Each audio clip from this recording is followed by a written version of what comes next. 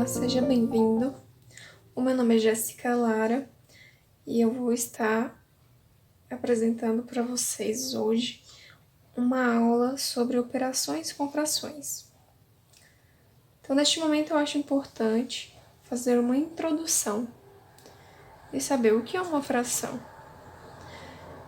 Pois bem, uma fração ela é uma representação, tá? De partes iguais de um todo, tá bem? Então, por exemplo, nós temos aqui um oitavo, né? Para ilustrar melhor para vocês, vamos utilizar esse exemplo aqui. 4 oitavos. Fiz aqui uma representação, digamos que isso aqui seja uma pizza. E nós temos aqui, ó, 8 partes, tá? 1, 2, 3, 4, 5, 6, 7, 8. 8 partes de uma pizza.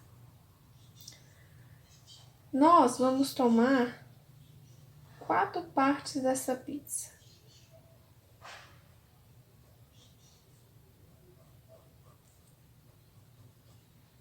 Quatro partes. Isso significa o quê? Que nós pegamos 4 partes iguais de um todo, tá bem? 4 partes, 4 fatias de 8 fatias de um todo, de uma pizza. Podemos dizer que a fração também é uma representação, é uma forma de representar uma divisão. Pois bem, a fração ela tem dois termos, como vocês podem ver. O de cima, ele é chamado de numerador.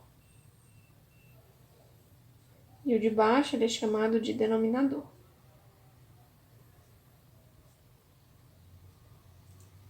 Essas frações. Aqui temos os denominadores de 2 a 9. 2 a 9. E nós vamos ler essas frações aqui exemplificadas. Então, se lê da seguinte forma.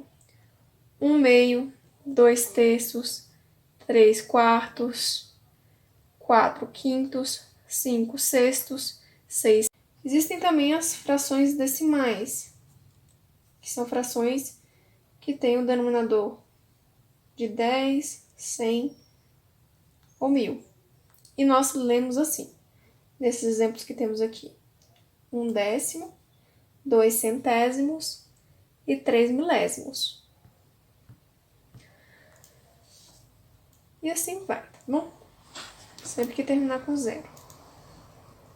Já quando não é nenhuma desses exemplos, quando não é 2, quando não vai de 2 a 9, e quando não são frações decimais, é um número diferente, maior que 10, como 11, 12, etc.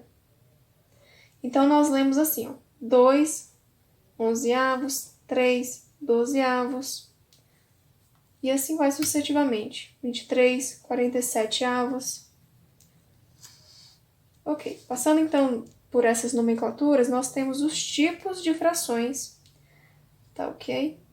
Nós temos chamadas própria, frações próprias, frações impróprias, as frações aparentes, as frações mistas e as equivalentes. O que então é uma fração própria? Uma fração própria é quando essa fração ela vai estar representando um número menor que um inteiro, tá bom? Isso aqui é um inteiro. Este número é menor que o inteiro, tá bom? Podemos exemplificar assim, ó. Nós temos aqui digamos, a figura de um chocolate, né? Vamos pensar no chocolate. Nós temos 5 partes desse chocolate. Nós escolhemos aqui pegar 2 partes do chocolate. Então, nós vamos comer 2 partes de 5, né? Essas partes, ela é bem menor que o inteiro, né? Que o chocolate inteiro. Então, vai ser denominada uma fração própria. A fração imprópria é quando o numerador é maior que o denominador. Porque aqui a gente vai ter uma representação de um número maior que o inteiro, tá bom? Como aqui representado. A fração imprópria vai ser o exemplo que eu dei aqui, 7/4, né? Então, nós temos aqui dois chocolates inteiros. Esses dois chocolates, eles estão divididos em 4 partes iguais, cada um deles, tá? Então, este tem 4 partes, esse tem 4 partes. Nós pegamos este inteiro e mais 3 partes de um inteiro com 4 partes. Então, nós ficamos com um inteiro mais 3 partes de 4, 3/4. Isso aqui vai ser igual, a gente pode representar assim, ó. Um inteiro mais 3 de 4 partes. Isso aqui vai vai ser equivalente a 7/4. Então, isso aqui representa um número maior que o inteiro, tá? Porque nós pegamos mais que um inteiro, tá bem? Então, essa aqui vai ser a fração imprópria. A fração aparente, ela é aparente por quê? Porque isso aqui vai nos dar um número exato, como eu posso dizer. Isso vai nos dar um número inteiro, tá? O número inteiro é escrito em forma de fração. Então, 9/3 é igual a 3, né? Porque 9 dividido por 3 é igual a 3, tá? Poderíamos ter como exemplo aqui também 45/5. Se eu dividir aqui tudo por 5, vai ficar 9, não é? Então, sobre 1, você nunca vai representar 1 embaixo, tá? Vai ficar 9. Não tem necessidade de ser 1 embaixo. Então, é uma fração aparente também. A fração mista, que nem no exemplo que a gente estava dando aqui, tá? Essa aqui é uma forma... Isso aqui também pode ser representado assim, tá? Isso aqui pode ser representado assim. 1 inteiro e 3/4. Essa é uma forma mista de representar a fração imprópria.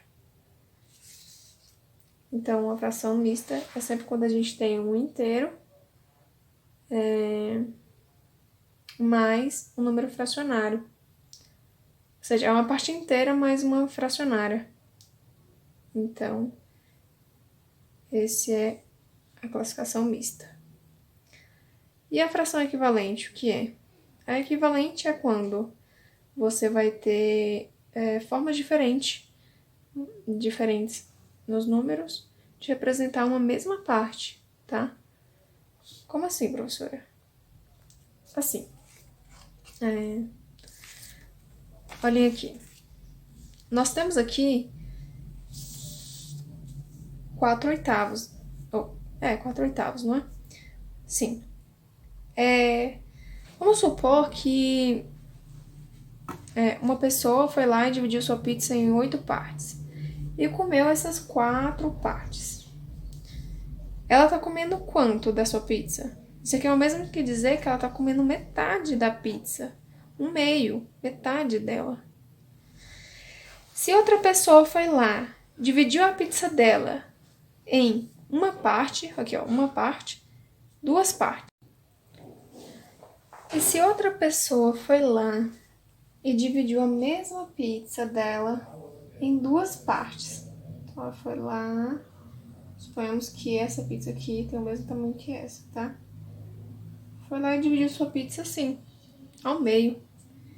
E ela comeu essa parte inteira, né? Ela dividiu da seguinte forma, em 2 partes. O que significa dizer que ela dividiu ela ao meio, né? Ou seja, 2 partes. Ela dividiu esse inteiro em 2 partes, consumiu uma, ou seja, ela consumiu metade da pizza. É o mesmo que aconteceu aqui.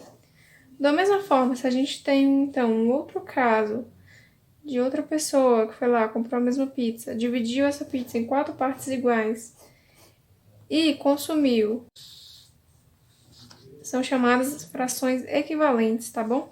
Então, 4 oitavos é igual a 2 quartos, que é igual a 1 meio.